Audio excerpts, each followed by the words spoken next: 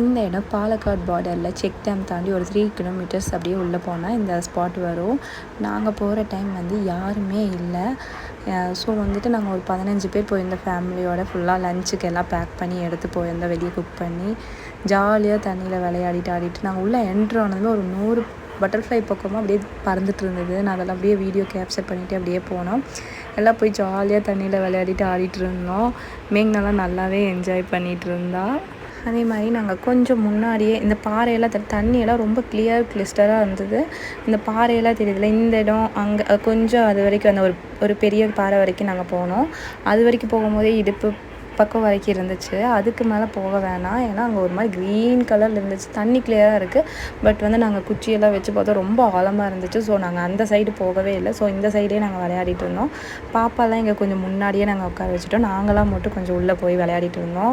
ஸ்விம்மிங்கே நல்லா தெரிஞ்சிருந்தாலும் ரொம்ப உள்ளே போகாதீங்க, என்னோட சஜஷன் அதுதான். ஏன்னா அங்கே ரொம்ப ஆழமாக இருந்துச்சு ஒரு இடத்துல. நாங்கள் அதனால் அங்கே ஒரு பாறை இருக்குது, அந்த பாறையை தாண்டி போனால் ரொம்ப ஆழமாக இருக்குது, டீப்பாக இருந்துச்சு. ஸோ நாங்கள் அங்கே போகவே இல்லை. பட் மற்றபடி இந்த ஸ்பாட் வந்து ஒரு ஃபேமிலிக்கு நல்ல ஸ்பாட். வந்துட்டு நாங்கள் ரிட்டன் கிளம்பும் போது கூடயோ ஒரு 2-3 கேர்ள்ஸ் எல்லாம் வந்து உட்காந்து ஜாலியாக பேசிகிட்டு இருந்தாங்க.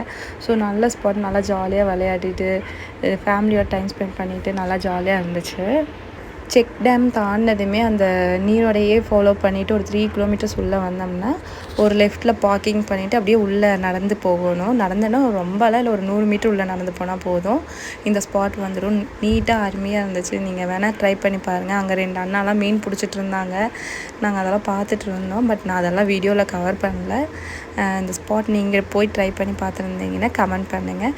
இந்த வீடியோ பிடிச்சிருந்தால் லைக் பண்ணுங்கள், ஷேர் பண்ணுங்கள், கமெண்ட் பண்ணுங்கள், சப்ஸ்கிரைப் பண்ணுங்கள். தேங்க்யூ ஃபார் வாட்சிங் திஸ் வீடியோ.